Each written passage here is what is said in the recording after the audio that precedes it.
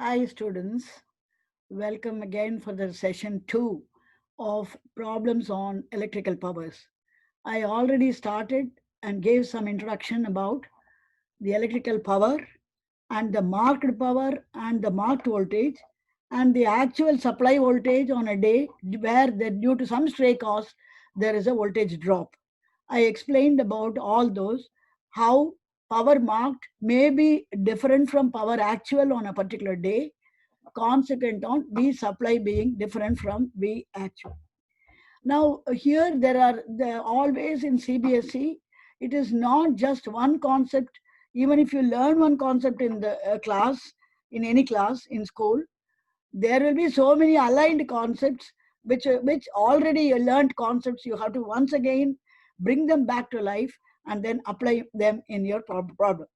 Now, I have taken up a few problems from the past papers and also NCRT from SL Arora, which is a standard book followed by all of you. Then now I'll talk about how we have the power depending upon various factors and how intelligently you can use the data variables to extract the answer that is posed as a question mark in a problem. So the problems are in those involving P is equal to V into I, P is equal to V into I, or P is equal to I squared R, or P equal to V squared R. So you can see for yourself of the four parameters P, V, I and R, each equation interrelates only three of them. So if any one of them is missing in the data or in the question mark, you preferably avoid using that particular equation which is missed out in the question mark as well as in the data variable. So the selection of the proper equation for solving our answer towards our answer from what is given in the data of the problem is actually the skill of problem solving, depending upon the data of the problem. An electric, this is the first question. An electric current of 4 amperes flows through a 12 ohm resistor. Find the rate at which electrical energy is produced in the resistor. Rate at which means energy in 1 second. So it's an indirect way of asking what is the power when the current is this and resistance is this. Here, which is the parameter that is absent here? The question mark is on electrical power, which is rate of energy. And the data variables are the current, which is 4 amperes, and the resistance of the filament or whatever it is, the device, which is 12 ohms resistor. You have to find out the power. Power is equal to I squared into R is what I have already told you. So you have to use this I squared into R because no information is given about V, nor is any question mark on V on that day. Therefore, you use only P equal to I squared R. Therefore, this is the thing. Find the rate at which so current they have given, R they have given. So you have to now when you investigate any three of the parameters P, V, I, and R, here V potential difference is not given in the data, nor is asked in the question mark. So P is equal to V into I, or P is equal to V squared by R, are of no use to us. Therefore, you score them out and as not needed and put a big into for that. The suitable equation we have to use is power, which is nothing but the rate of heat produced, is I squared R, which does not contain V. Coming to the solution of the problem based on the concept that I just now told, you have P is equal to I squared R, which is 4 squared into 12. That's what they have given in the data. That will be equal to 16 into 12, which is 192 watts. Simply, you can write it as 192 W. Hope, I think you have followed it. Now, the next question is somewhat catchy. They are asking about how many electrons will be flowing through the body of the conductor in 1 second. That means you have to find out Q, because Q always gets known, N always gets known, number of electrons, only if you know Q and the charge on the electron. Q is equal to Ne, where N is the integral number of electrons and E is the charge on the electron. So I have to find out Q first of all. In order to know Q, I have to use the equation Q is equal to I into T. And in order to find out I have to make use of this marked voltage and marked power to find out I, using power is equal to V into I. Here, no mention is made about the resistance, never nor given in the data, nor asked in the question paper. Therefore, you don't have to bother about the resistance at all. Basically, what you have to use is Q is equal to I into T. That will give me an idea about I in T is given to be 1 second. So I you can get, and from I you can get Q, and from Q you can get out N. Get the answer for N out, where I is the current, T is the time considered, and N is the number of electrons, and E is the charge on each electron. So Q equal to Ne was already studied in chapter 1, according to the property of quantization. And I is equal to Q by T, or in other words, cross multiplying Q equal to I into T is by the definition of ampere. Because 1 ampere is said to be the current when 1 coulomb passes through the conductor in 1 second, as per the definition of current. Now coming to the next one, you have here now I have to find out I. Current is the rate of flow, and Q is an integral multiple of the charge on the electron, the mobile charge carriers responsible for current flow. So to find out N per second, we require current flowing through the filament. I can be found using P marked, V into I is P marked. Therefore, I will be equal to P marked by V marked. Because P is equal to V into I. So when I is going to be my question mark, which will only facilitate me find out the number of electrons per second. P is equal to V into I. So I will be P marked by V marked. 60 watt by 120 volts, which is 0.5 amperes. Now this is the current. This current is equal to Q is equal to I into T. So you want to find out Q per second. Therefore, it will be I into time, 1 second. So 0.5 into 1, which will be 0.5 coulomb. Now, E charge on the electron is 1.6 into 10 power minus 19 coulomb. Therefore, N will be equal to 0.5 divided by 1.6 into 10 power minus 19. So 0.5 can be multiplied by 10 and made as 5. 1.6 can be multiplied and made as 16. So it will be 5 by 16, and 10 to the power of minus 19, if you push it to the numerator, it will become 10 to the power of plus 19 according to law of exponents, and therefore 5 by 16 into 10 power 9. The answer is 0.3125 into 10 power 19, which is 3.125 into 10 power 18 electrons per second. So that is the answer. You don't have to struggle finding out the resistance. There is a chance that you may go wrong in the resistance, and that wrong use of R in elsewhere solution will further make your final answer still more at fault. So as far as possible, try to arrive at the answer only from the data variable using the permissible equations interrelating the parameters. So that is how you solve that particular problem, right? 1 second. So the advantage of using R is equal to V squared by P. Supposing you find out R, 1 second.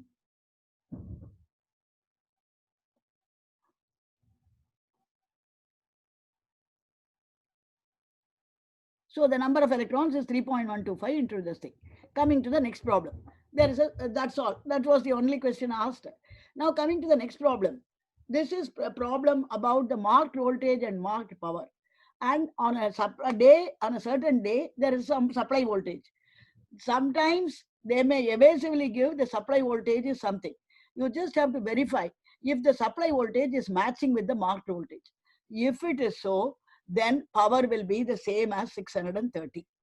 If it is different from the V supply is different from the V mark, then accordingly you will have a change in power. But the resistance cannot change. Now they are asking for this V mark and this thing, on a certain day, the voltage supplied is 210 volts. If you see about it, the catch is, though they have given it separately as on a certain day, the element connected to a 210 volts, you have to see that 210 volt is also the V marked and also the V supply. So here V marked is equal to 210 volts, which is also V actual or V supplied. Therefore, power marked will be 630. V across the DC mains is V marked, which is the same as 210 volts. Power is equal to power. Then in that case, power actual will be power marked. Now P is equal to V into I. Therefore, I will be equal to P by V. So you have to apply power as power marked because the voltage is matching with 210, and therefore it will be 630 by 210, which will be 3 amperes. So that will be the, here I ideal will also be 3 amperes. I actual on that day is also 3 amperes. How are they both matching? Because it is an accidental in data given that V supply is matching with V marked. Therefore, I actual will be equal to I ideal, that is equal to 3 amperes. This is because V supplied equal to V marked. R can be found using, the next question is on R. So unavoidably you have to find out something using V Ohm's law, which is V by I. I you have already calculated 3 amperes. V already they have given us 210. 210 by 3 is 70 ohms is the resistance. Here the division is simple enough. Therefore, there is nothing wrong in finding the I actual and dividing V by I using Ohm's law. Another way is, supposing it's a complicated calculation and by chance you have gone wrong in I, hence using the wrong value of I, you may land into a wrong value of R and lose marks in both the subdivisions. To avoid that, if you want to directly use only the data variable, V squared by P. Here, because V supply is matching with V mark, power will also be power mark. So it's V squared by P is R. Better you use only the data variable, not the intermediate answer for I, which you got, which may be right or may be wrong. So you write 210 into 210 by 630, and that will be 70 ohms as well. So you can verify that both my answers are right. Because I used I, if time permits, you can use both the methods, and if rest assured that even your I value is right, because using that only you got this 70. Otherwise, it is preferable to use only V squared by P if I is not my question mark. That's what I wanted to say. The next is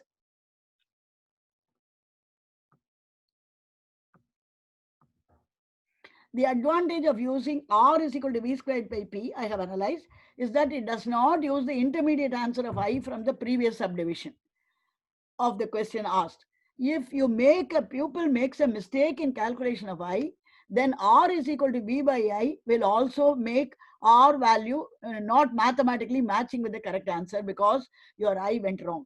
So it is advisable to not to use the question mark parameter, to use the question mark parameter in terms of only the data parameters and not in terms of the intermediately found answer.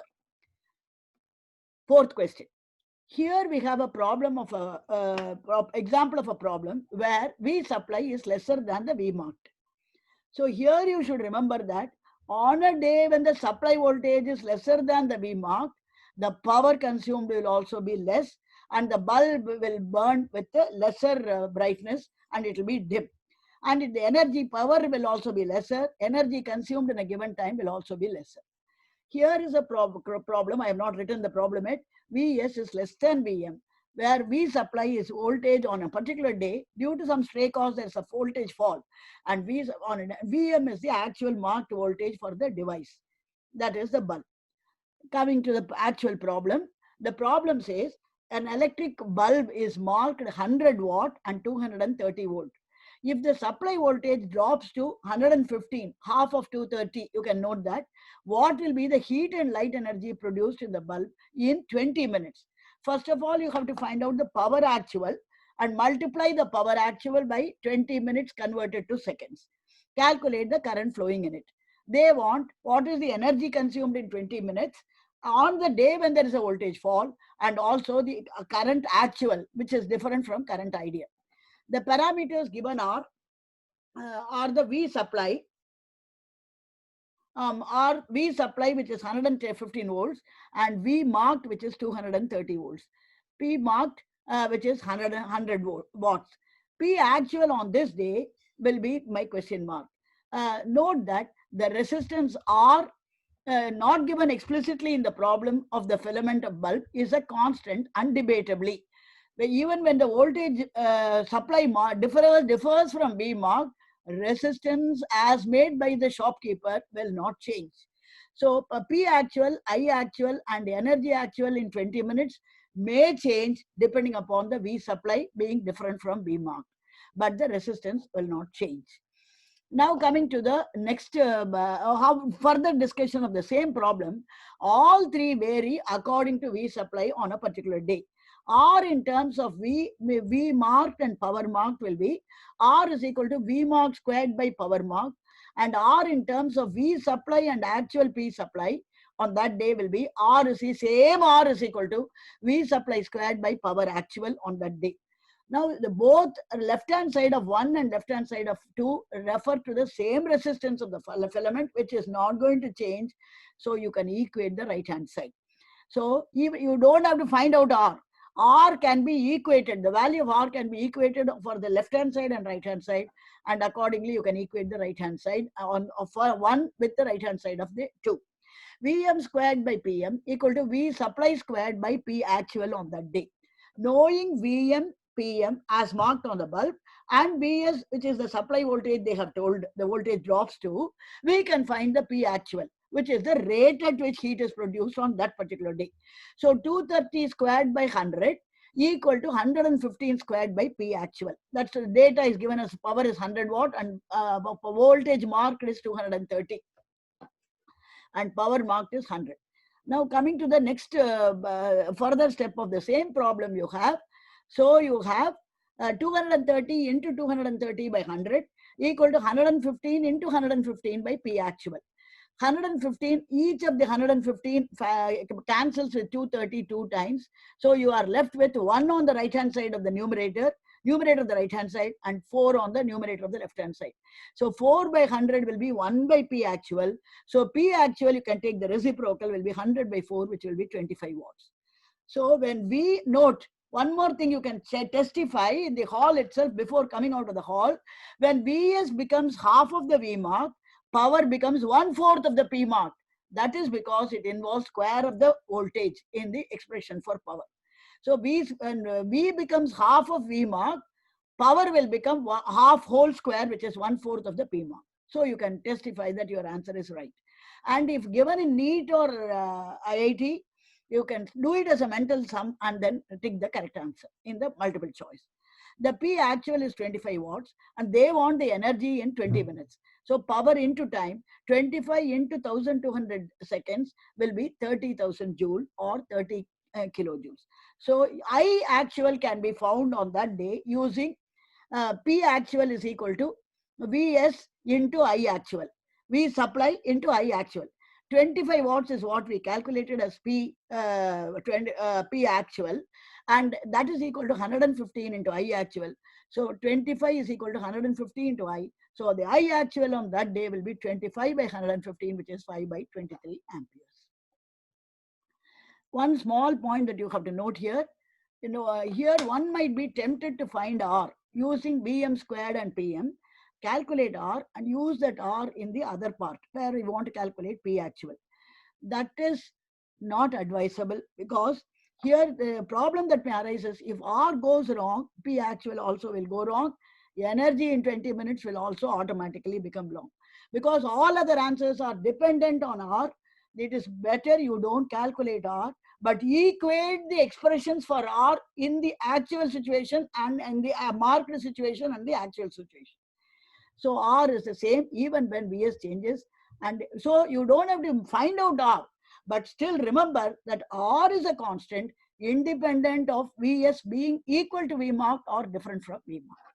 Thank you. I think this has given you enough ground for venturing into problems. More problems we can do on power itself. That will be done in the next session. That is the third session. This is the session 2. Thank you very much.